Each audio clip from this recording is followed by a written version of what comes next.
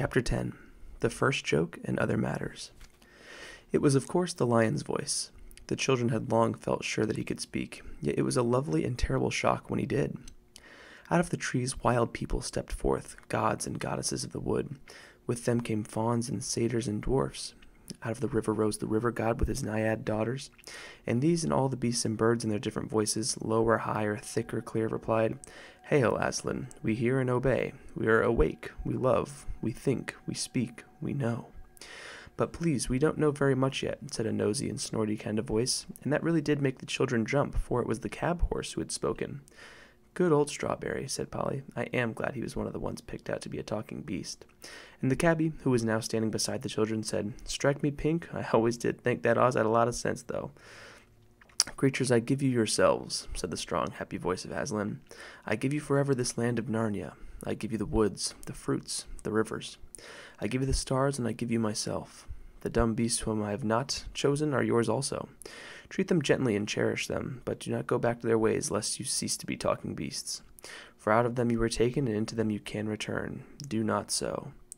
"No, Aslan, we won't," said everyone. But one perky jackdaw added in a loud voice, "No fear," and everyone else had finished just before he said it, so that his words came out quite clear in a dead silence. And perhaps you have found out how awful that can be, say, at a party. The jackdaw became so embarrassed that it hid its head under its wings as if it was going to sleep, and all the other animals began masking various queer noises, which were their ways of laughing, and which, of course, no one had ever heard in our world. They tried at first to repress it, but Aslan said, "Laugh and fear not, creatures. Now that you are no longer dumb and witless, you need not always be grave, for jokes as well as justice come in with speech." So they all let themselves go, and there was such merriment that the jackdaw himself picked up courage again and perched on the cab horse's head between its ears, flapping its wings, and said, "Aslan, Aslan, have I made the first joke? Will everybody always be told how I made the first joke?" "No, little friend," said the lion, "you have not made the first joke, you have only been the first joke."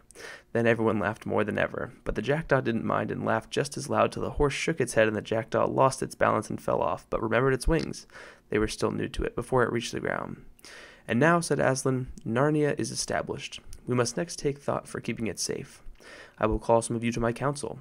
Come hither to me, you the chief dwarf, and you the river god, and the oak and the owl, and both the ravens and the bull elephant.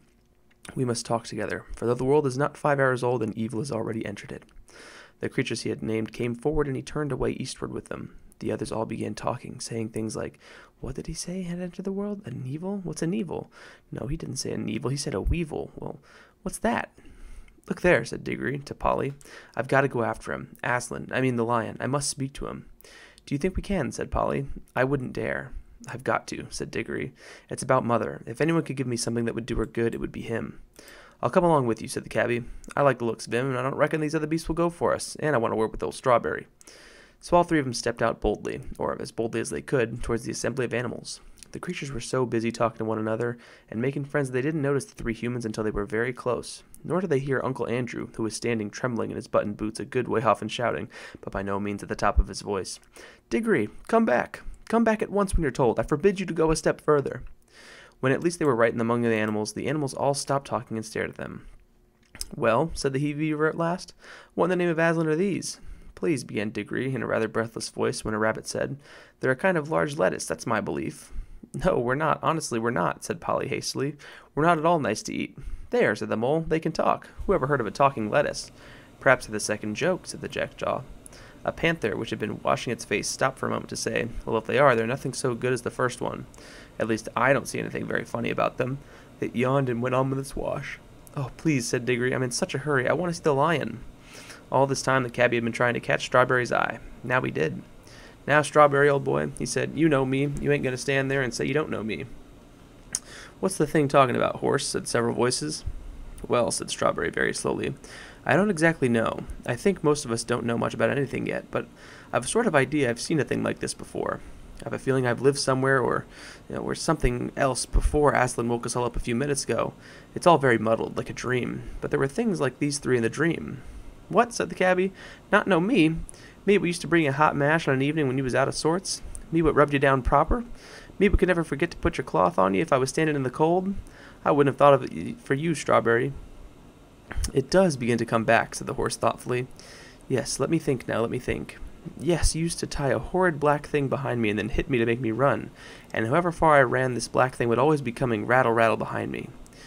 We had our living to earn, see, said the cabby. Yours the same as mine. If there hadn't been no work, no whip tie, there'd have been no stable, no hay, no mash, and no oats.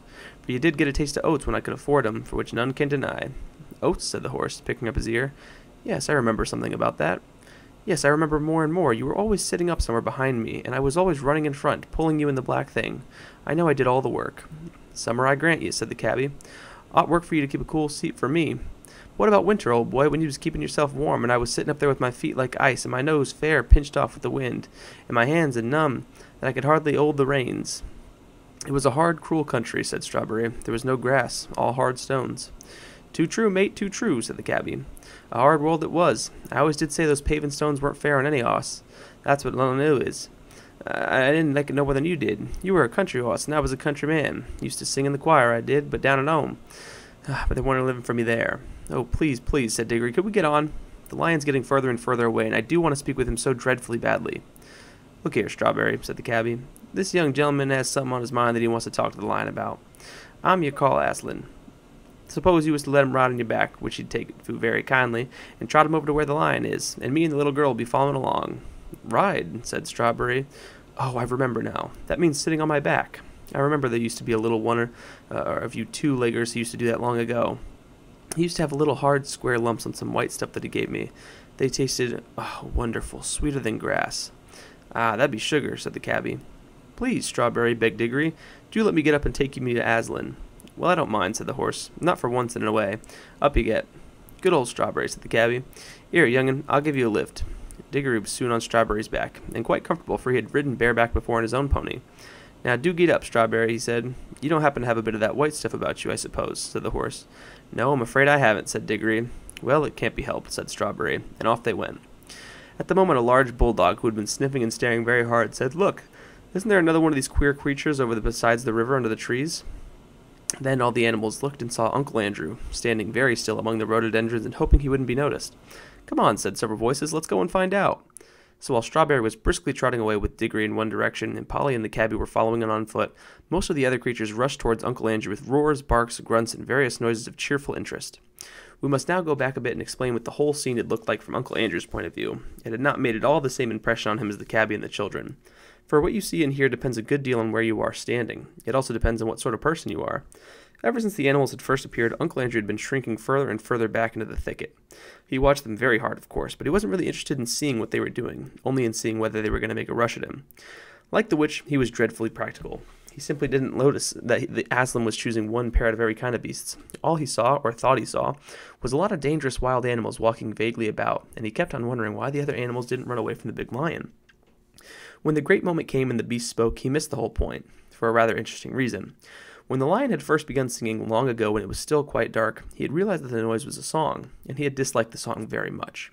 It made him think and feel things he didn't want to think and feel. Then when the sun rose and he saw that the singer was a lion, only a lion, as he said to himself, he tried his hardest to make believe that it wasn't singing and never had been singing, only roaring as any lion might in a zoo in our world.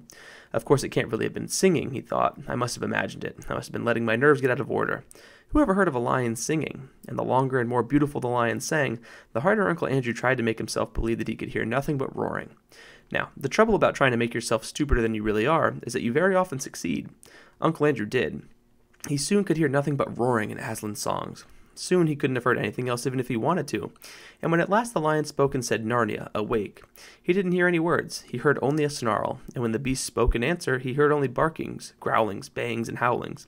And when they laughed, well, you can imagine. That was worse for Uncle Andrew than anything that had happened yet. Such a horrid, bloodthirsty din of hungry and angry brutes he had never heard in his life. Then, to his utter rage and horror, he saw the other three humans actually walking out into the open to meet these animals. The fools, he said to himself. Now those brutes will eat the rings along with the children, and I'll never be able to get home again. What a selfish little boy that Diggory is. And the others are just as bad. If they want to throw away their own lives, that's their business. But what about me? They don't seem to think of that. No one thinks of me.